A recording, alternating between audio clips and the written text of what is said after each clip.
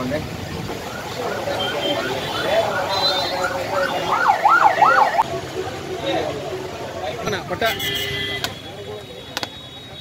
ఏంది అలా చెప్పలేండి, ఒకటంటే పగిలితే కదా.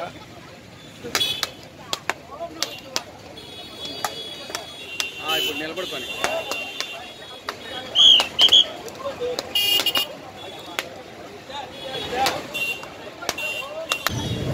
పరిపాలనలో గాలి కొదిలి ప్రతిపక్షాన్ని అణగదొక్కాలని ఏకైక ఉద్దేశంతో రెడ్ బుక్ రాజ్యాంగాన్ని తీసుకొచ్చి కేసుతో ఏమాత్రం సంబంధం లేని మిథున్ రెడ్డి గారిని అరెస్ట్ చేసి ఇప్పుడు 15 రోజుల పైన అయింది.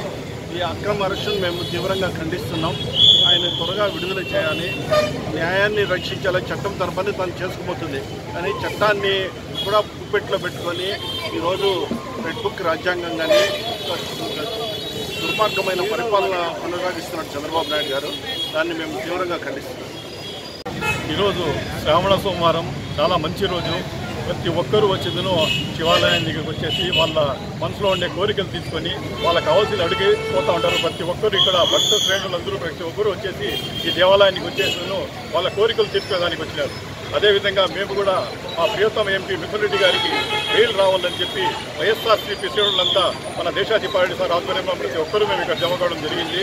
ఇక్కడ వచ్చేదను 101 టెంకాయలు కొట్టేసి ఆయనకు బెయిల్ త్వరగా రావాలా, ఆయన కడిగిన ముత్యంలో బయటికి రావాలనే ఉద్దేశంతో మేము వచ్చి పూజలు చేస్తున్నాం.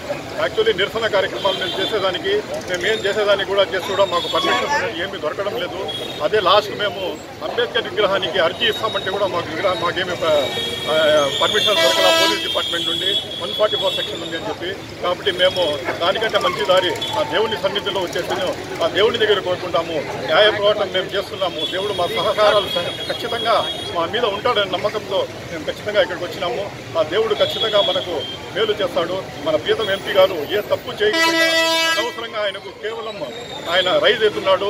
ఆయన వచ్చిన ఆయన ఫ్యామిలీ వచ్చి ఇక్కడ బాగా లీడ్ చేస్తూ ఉండి ఆయనకు అణగదొక్కాలనే ఉద్దేశంతో లేనిపోని అక్రమ కేసు ఆయన మీద పెట్టి ఆయనకు లోపలేయడం జరిగింది. ఖచ్చితంగా ఆయన కూడా కడిగిన ముత్యంలో వస్తాడు. ఆ దేవుని సన్నిధిలో కొడుకుంటాం. మేము న్యాయ పోరాటం కూడా చేస్తామని ఖచ్చితంగా మేము చేసింది జరిగి తీరుతుందని తొందరలో మా ఎంపీ గారు వస్తారని చెప్పి కూడా వచ్చిన తర్వాత కూడా ఇదే విధంగా మన తిప్పాడి సార్ ఆధ్వర్యంలో మేము తిరిగి వచ్చేసి మా మొక్కుబడి చెల్లించుకున్నామని త్వరగా ముందుకు చేస్తున్నాం. ప్రభుత్వం సంక్షేమ పథకాలని ప్రజల సంక్షేమాన్ని గాలికి వదిలేసి ఈరోజు కుట్రపూరిత దీంతో మిత్రులని జైలు పాలు చేయడం జరిగింది. ఎందుకంటే మొదటి నుండి చూస్తున్నాము, ఎప్పుడైతే కూటమి ప్రభుత్వం ఏర్పడిందో ఆ రోజు నుండి ప్రతిపక్షంగా ఉన్న వాళ్ళని ఎవరైతే ముందుకు వస్తున్నారో వాళ్ళందరినీ అక్రమ కేసుల్లో పెట్టడం, ఇరికించడం, వాళ్ళు జైలు పాలు చేయడం అనేది రాజకీయం చేస్తున్నారు తప్ప ప్రజల యొక్క సంక్షేమాన్ని గాలికి వదిలేసి ఈరోజు ఇలాంటి రాజకీయం తీవ్రంగా ఖండిస్తున్నాము. మా మిత్రున నిరపరాధి, ఎందుకంటే నిజాయితీకే నిక్కచ్చిగా ఉండే వ్యక్తిత్వం ఉన్న మనిషి ఎంపీ మిత్రున గారు. అలాంటి అతన్ని ఈరోజు అనవసరంగా అక్రమ కేసులో నిర్బంధించి వాళ్ళని జైల్లో ఉంచడం జరిగింది. వీటినన్నిటికీ నిజాయితీగా ఎవరైతే ఉంటారో వాళ్ళకి ఖచ్చితంగా బయటకు వస్తారు. ఆ రోజు వాళ్ళు కూడా సమాజం చెప్పుకోవాల్సినది ఎంతైనా మీకు ఉంటుంది. కాబట్టి చేసే ప్రతి పని మీద ఏమిరా మనం చేస్తున్నది ఆలోచించి చేయాలి తప్పే ఏదైతే అది పడి చేస్తూ ఎవరి మీద మనకు లక్ష్య పొందితే వాళ్ళని రాజకీయం చేస్తూ ఇబ్బంది పెట్టడం ఎంతవరకు న్యాయం కాదు.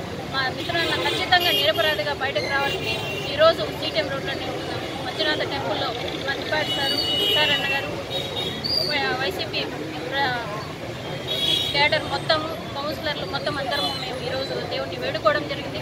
ఖచ్చితంగా జగనన్న ఆశీస్సులతో మా మిత్రులను ఖచ్చితంగా ముందుగా ఏ విఘ్నములు లేకుండా బయటకు వస్తానని దేవుడిని ప్రార్థిస్తూ రావాలని కోరుకుంటూ